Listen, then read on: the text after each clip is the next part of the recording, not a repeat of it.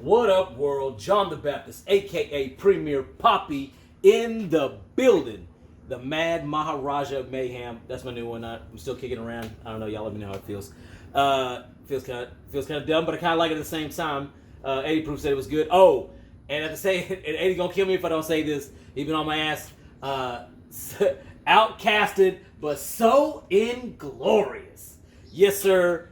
The inglorious outcast. Well, one half of them, John the Baptist. Here it is again. My season 8, episode 4 review. I seem to got a little bit of buzz on my last episode, so it really motivated me to go ahead and drop a second episode. And shout out to Wicked Artistry. She's the one that told me to do this, so thanks, baby. So here we are following up. Needless to say, if you saw my last episode, I thought it was trash. Straight garbage. Trash. Number one, useless. That's what that shit was. And so they took out all my steam that I've been waiting 2 years to watch this season. I almost didn't care if they had dropped this episode or not. That's how bad I think they dropped the ball last week. So that being said, overall, I would say that the episode was better than it was last week. And that's not saying a lot. That's just, when you shit the bed, anything short of shit in the bed is nice. I mean, like, you know what I'm saying? You drop some food in the bed, yeah, that's not bad. They shit the bed last week, so anything better than that. But off the top, like, they started the episode with the burning of the bodies at Winterfell. So, which I think if you knew that either they were going to refer to that or show that, because they have to, they don't know for a fact that the Night King's gone or dead. They can only hope. So why bury that many bodies when you can't risk them coming back? Hell, even the ones in the crypt came back. So they did it I think in the north that's the tradition. They burn the bodies because they believe heavily in the White Walker legends than do the people in the south of Westeros. So that's kind of, there was and then they also did the Night Watch closing at Jon Snow did that for them because again even if they weren't Northerners, they fought on behalf of the North, so they should have a Northerners ending. So I think that was pretty dope. And then after that we go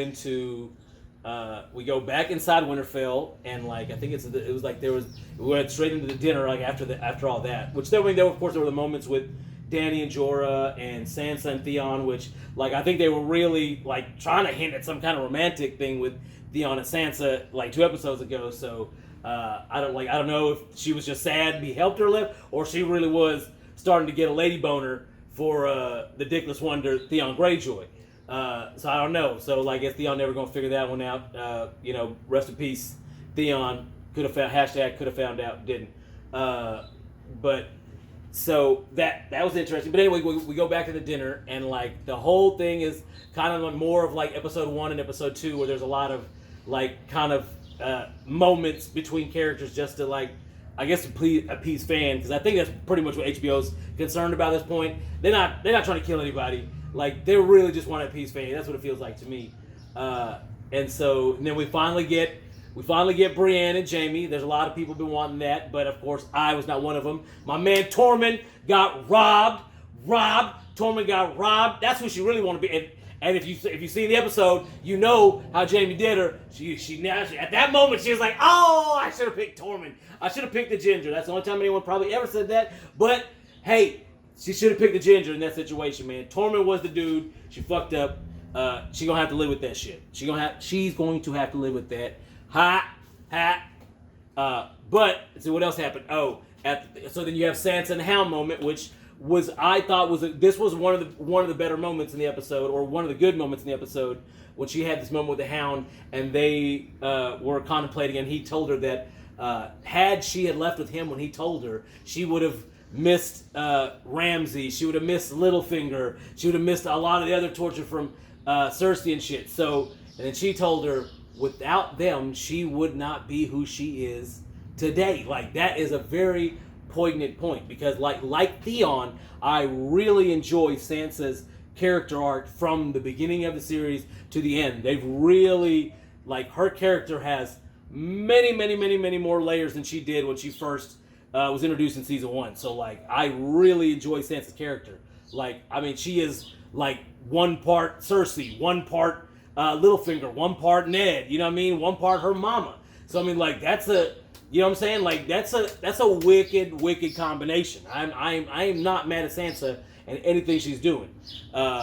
So, like, that was a good moment. And then we have, of course, Tormund and trying to make, shoot his shot, but he gets rejected. My boy got rejected. But Jaime shot him the assist. The Hound shot him the assist, and he got him some backup tang. So he didn't leave the North without a little bit of taste of what he calls the Southerners. So that was good for Tormund. Although it's not the moment I enjoyed, because that also led to Tormund leaving back to the North, and of course taking Ghost with him. And I think I don't know, just I almost would have rather seen him get a hero's end than just like is he the king king above the wall, or king beyond the wall? Because what is he? What did Tormund accomplish out of this? They're like giving him no character arc. So I hope this is not the last we see of Tormund.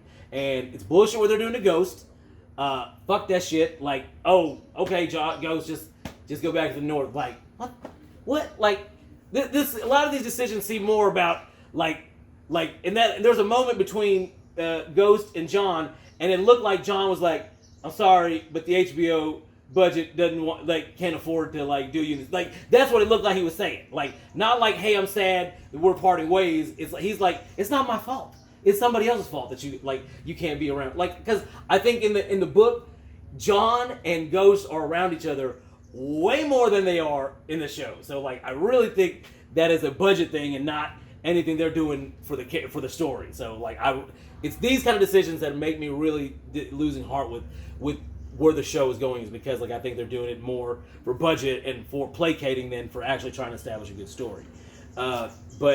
And then who else? Oh, so Gendry gets Storm in. I think everybody saw that coming, that he was going to get Storm's in. I think it's the smartest move. I think I would have saw Tyrion. I would have saw Tyrion suggest that, not them kind of like having a respect moment and him not having a part in that. Like, I'm kind of surprised. Like, the way Dany's been thinking, like, I'm surprised she even did that. But I guess that they're trying to show that she's not a complete jackass, which I think she's a jackass. But it was fitting. I think that's awesome. He is now that he's not a bastard anymore. He is the legitimate heir to Storm's End. He is a Baratheon, which is interesting enough, because if Cersei's sitting on the Iron Throne, she only has her right to that throne. I mean, one through blood, but mostly because of her wedding and relationship with Robert Baratheon, his father. So technically, if you buy into the line of succession or the heirs and all that, she even has to respect that. Well, actually, she doesn't have to, because she's the queen and she doesn't necessarily understand that she has to legitimize it, I guess, in her eyes. So I'm a little backtracking on that one. But all right, next, Bran. Bran is fucking as I stated in my last episode, everything that they've been setting up for Bran for seasons is being wasted. Like, I just live in the past. Like, dude, he could be like shedding so much light on different things, or like, it's just all these abilities that they were hinting at.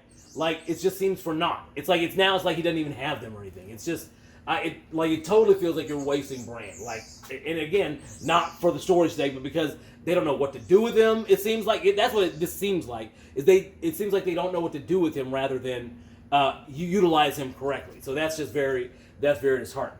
So now again, Jaime and Brienne had their moment, which I mean, like, I think I would have liked to have seen one of them die like in each other's arms rather than get that moment. I think that's too much placating. Personally, that's my opinion. Now, I mean, there was a heartbreaking. When they parted ways, it was heartbreaking. I didn't quite understand what Jaime was trying to say. It was very confusing. It didn't seem well written to me, and I don't think that's dude who plays Jaime's fault. I'm sorry, did I say his name? Sorry, but felt very forced. I didn't like it. But way to go, Brienne. Finally not a virgin. Good on yous. And then Arya and Gendry. So that I actually liked. That to me felt very authentic. I thought it was very authentic that Arya does not want any part to be a lady. She's been saying it since the very beginning. Now this is where I think like they're keeping in line, because I don't think Arya wants any part to be a part of royalty, a lady, anything. She don't want no parts of balls. So her parting with Gendry in that fashion, if that's what he wants, I agree wholeheartedly with that decision. Like I don't think I agree with that decision entirely, that Arya wants no part. But here she is leaving, and she's reunited with the Hound. They're traveling together south to go to King's Landing. Like, so again, why did she kill the Night's King? Like, she's got another destiny. Like, why? Like, why does she have so much? Why is she so important? It just didn't seem like any of the hands have been pointing at her this whole time. But maybe I'm getting it wrong. But regardless, so I do like that. So that is something. Now, another thing I like is what's going on between Jon and Dany. Now, I would have liked to have seen this stuff happen before the Night King, but I definitely like how Dany is reacting to this information, because she's like letting her true color show, and I known this shit this whole time. This whole time, I knew she was the Mad King. I knew she was coming back since the season one, since Varys been abused her dumb ass. I knew she was going to be the Mad King, and she's proving it, and she is being devious as all hell. You see that look when they killed Missandei? She about lost her mind. I'm like, oh, burn them all. Burn them up. And what did Missandei say to her? She said, Dracarys. She basically telling her to do the same thing her daddy did. Burn them all.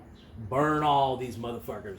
And I ain't saying she's right or she's wrong. I'm just saying she's not the leader that everyone thought she was. Like all the Unsullied, all the Dothraki. She's not the leader. Look, she pulled the okie doke, okay? She's pretty. She got some dragons. And that's what the fuck happened. She didn't get these people because she's a badass leader. She got it because she got 2 dragons, people. Don't be twisted. And she survived fire. Without that shit, what really has she done?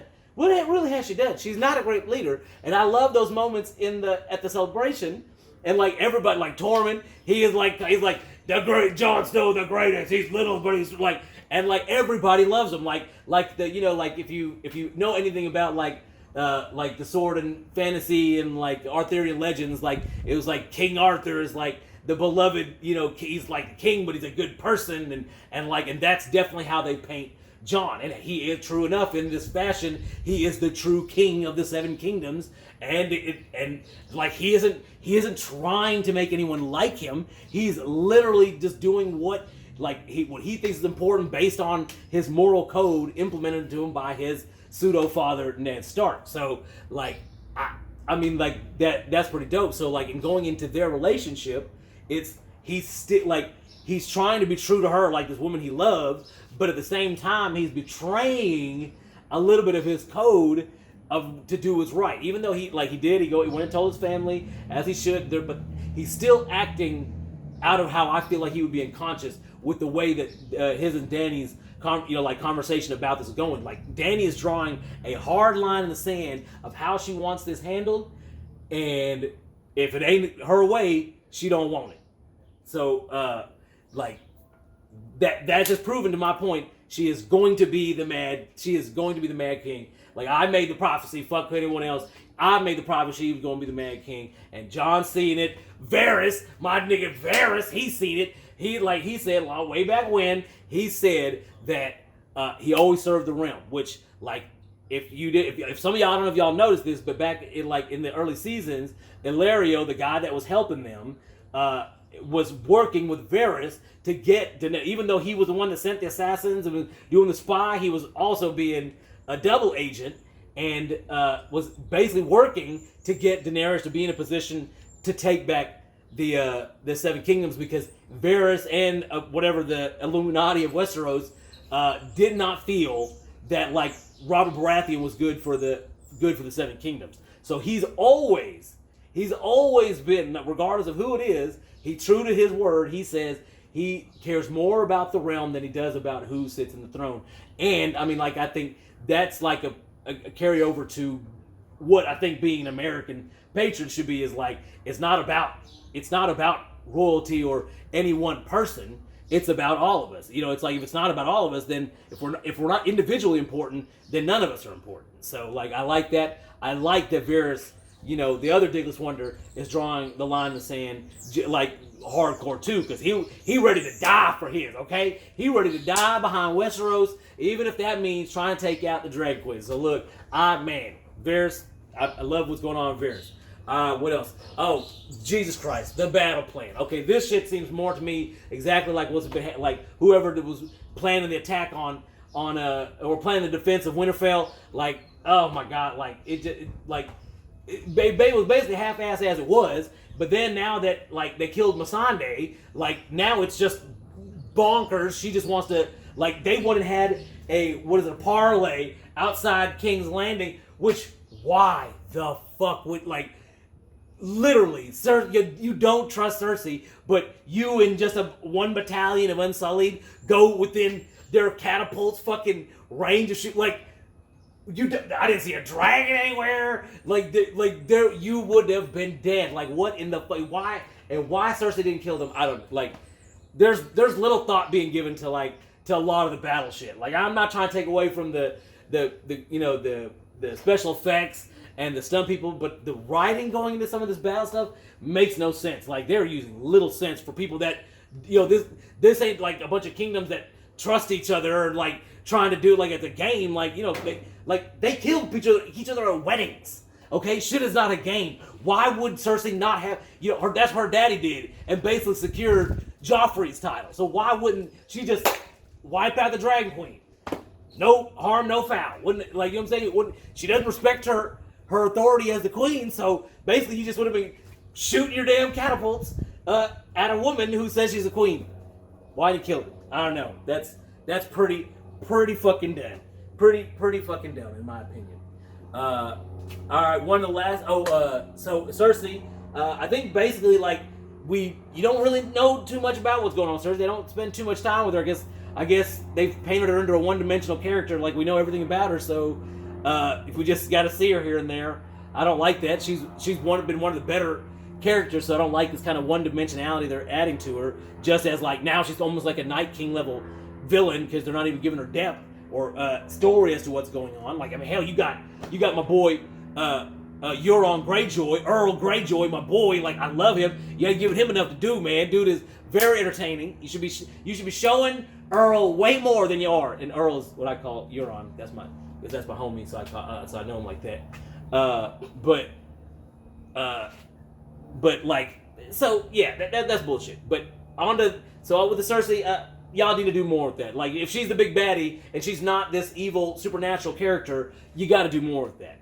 But I will end on one of the things that I loved because I was waiting on him. My boy Bran came back last night, and he brought the crossbow. And like, now they got a little harsh with this because everybody been kind of like, playing big boys club and everybody's playing nice and shit. Bran came through like a motherfucking gangster. He's like, hey, for real, like, your deal, you said if anybody pays me to kill you, you gonna double it. Your sister's promising me River Run. What's double River Run?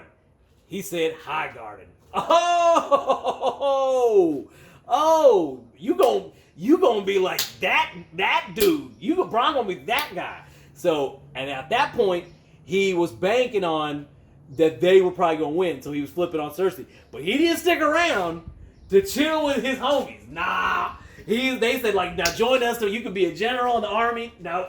He said, nah, I'm good. I'm Gucci. Like, y'all can have all that shit. He's like, I ain't with that. But y'all better win. Or die. That's what he said. My dude stayed straight. Stick to his code. Fuck all the friendships.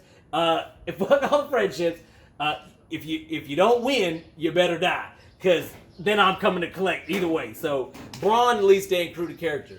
Now, I will say, I do love the depth of Rhaegal, like finally, like that was along with Missandei, which I felt would have been better served happening in the crypt, it would have just made like it would have gave more loss to the battle. And then like Rhaegal, which I mean, if you want on YouTube or anything, anyone giving opinions or went onto fan groups and shit, everybody thought one of Dany's dragons were dead in the last episode. So shit, like I mean, that wasn't that shocking. And then, the thing was, it was like really bullshit. Like they hit his ass like fucking Mike Tyson be jabbing people. Like what the hell? Like you're shooting that catapult from like damn who knows 1,000 yards, 2,000 yards away. Like how are you shooting that shit so goddamn accurate? But then when Dany's getting even close, like flying straight at you, then you miss. Like no, that was cheap. They should have a more fitting in. At least they should have engaged him in battle. Like they should have found it. They should have seen them or whatever, which would have made more sense. That if Dany's entourage or whatever you call that, the royal escort, whatever, would have had a recon, they probably would have seen that. Now, if they would have like counterattacked and Rhaegal died in that battle, I'd have saw that. So I mean, but still, at least you suffered some loss, not when it should have happened. Missandei, one of the hottest women ever on Game of Thrones, definitely missed. I think she was probably one of the hottest, if not the hottest woman on Game of Thrones. So you will be missed. So no, I applaud that again. Too late, I think, but great. Going into the next episode, I don't have a lot of predictions, man. They're at least showing a little bit of unpredictability, but it just seems like sometimes they're making the easy choices. But I mean, I respect Cersei's cruelty in the situation. I like what she's doing. I just wish they were covering her more and showing more of her, what's going on with her characters and Qyburn and all that stuff. Like I don't know. I think we're missing out on because we've always gotten every season we've always gotten a little bit of what's going on with Cersei with as many of the other characters, and now it feels like she's being excluded as just for little glimpses and glances. So, but all right, I think with that I'm good. I'm gonna do another one next week. All right, thank you guys very much. Like, comment, subscribe. Also check out Arya Don't Care, my other show that I do on Facebook Live. We're going to bring it back to YouTube again real soon. Our podcast and Glorious Outcast coming real soon. Look out for Puzzle Optics, cameraman behind the camera at the moment. Look out for Wicked Artistry, ladies. If you need makeup, go check out the website. Do it all in the mall. Do it all in the mall.com. Check them out. And Baptist Originals, we out. My love muscle got me craving got me thinking going raw as I shoot up your club. Them two lines, as I lay back clueless, sex bomb is the truth. Lay back and use hit you with that love muscle, leave that bed a mess. I'm the reason why your ex nigga is your ex. Clothes off, all raw, what did you expect? I'm the reason why your ex nigga is your ex. It all started simple, it's my job, my night hop, tasting every hole attached to your sweet body. Oh, nasty motherfucker. It's a beautiful struggle. I want to mount your girlfriend. I don't want any trouble. I want to take her to the land and call candy. I am